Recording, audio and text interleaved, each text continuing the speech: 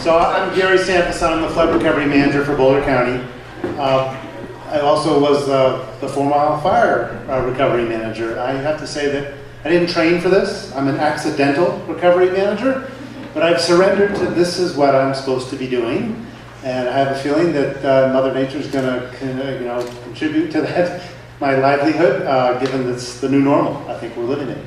And I think that's a big paradigm shift, is this is the new normal, and how to get your hands around that and to plan for that properly. So I work with unincorporated residents. So most of you, how many of you from Boulder? Originally or living? Living here now. Ah, okay. How many? Anybody from unincorporated Boulder County right here? Anybody in the mountains? All right, my brethren there in the mountains. I live in the mountains as well. So I deal mostly with people in the unincorporated mountain communities. And I think they had a very unique, different experience than you did in Boulder. And they're still having that experience. And so part of the message I want to impart today is to remember that recovery is still going on for those folks. And resilience is not something they want to spend a lot of time talking about right now because they're so busy trying to recover. So if you can help me, just spread the word with your friends, your colleagues, your neighbors that those folks still need help. It's not over for them. My job's a 3-year position, and that's just starting the recovery. So, and we learned that out of the gates when we started the recovery effort as well. I had a really kind of cathartic moment it was about November last year when some folks from Joplin, Greenburg, Kansas, Vermont, different areas that have experienced disasters came to us and shared their experiences. They said, this is an opportunity. And when you're in the recovery manager mode, or you're in recovery in November, still 2 months from, you're not thinking about opportunity. You're thinking about, how do I address all these immediate needs, thousands of immediate needs. So it was really cathartic, and it said, oh, okay, there's a positive side to this.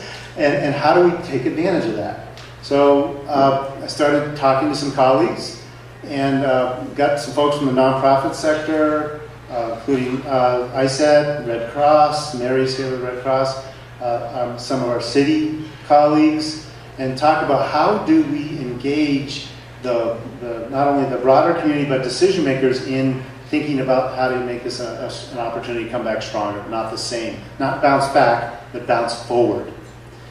And so we put a lot of time into planning this event. In March, we got about 50 community leaders from all sectors together and hit a wall. The energy just wasn't there. People were so busy in full recovery mode. So we're now looking at a year.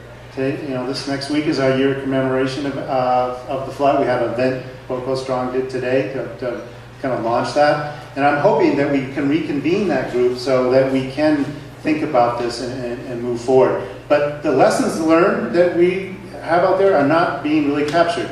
ISET did initial hit of that, and you should look at their synopsis of that. It's very helpful. But as a bunch of decision makers, policy makers sitting around a table and talking about what we learned, we haven't done that.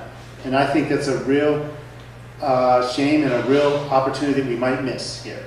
Because we get so busy with other things, municipalization, paving subdivision roads, fracking, whatever it is, they start taking over and we lose this opportunity. We're already a year in. And I think the challenge of that is there's no systems in place.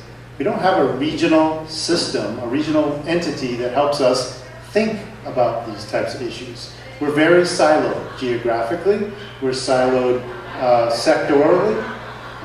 And so, I don't know where we're going to come up with that, but I think we're starting there. We launched this group called Boco Strong.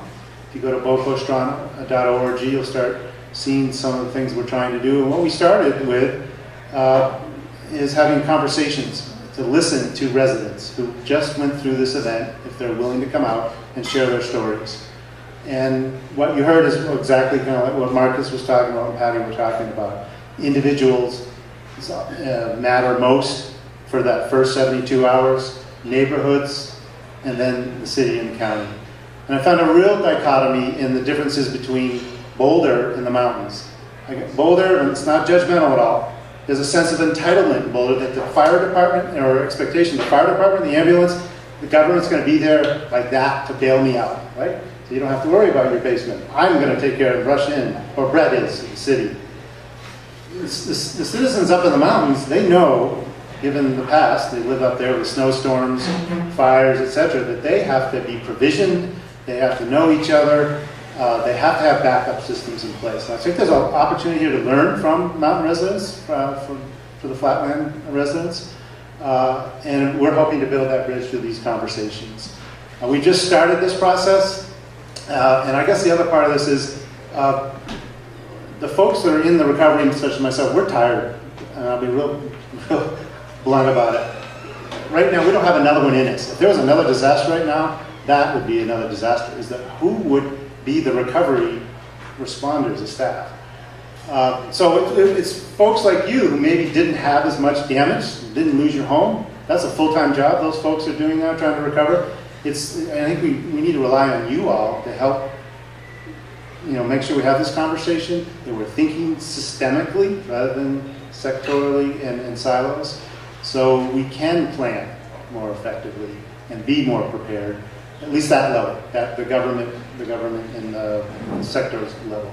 So, I bring some hope tonight, even though I'm tired. I bring some hope because I've seen the resilience at the individual and neighborhood level, and I have seen some great county, city collaboration and response, but I don't see the next step about really capturing those lessons learned and actually taking action. For instance, there's 25 fire districts throughout the county. After the fire, there was talk about, what if we maybe consolidated some of those? It might be more efficient. We could get some similar training, more resources. That went out the window. There's talk about forming an urban drainage flood district in the northern part of the county. There's one in the southern part of the county that does a lot of the planning. There isn't one in the northern part. That is not, I've not heard any more about that. So I'm hoping that Marcus and his great convening here and his group will help maybe catalyze some of those conversations. And they have been doing a great job with us. So we continue to move forward because we know there's another one coming. We know it. There's a fire coming. There will be a fire in Boulder County. There will be another flood. So I look forward to rolling out my sleeves and working with all of you. Thanks.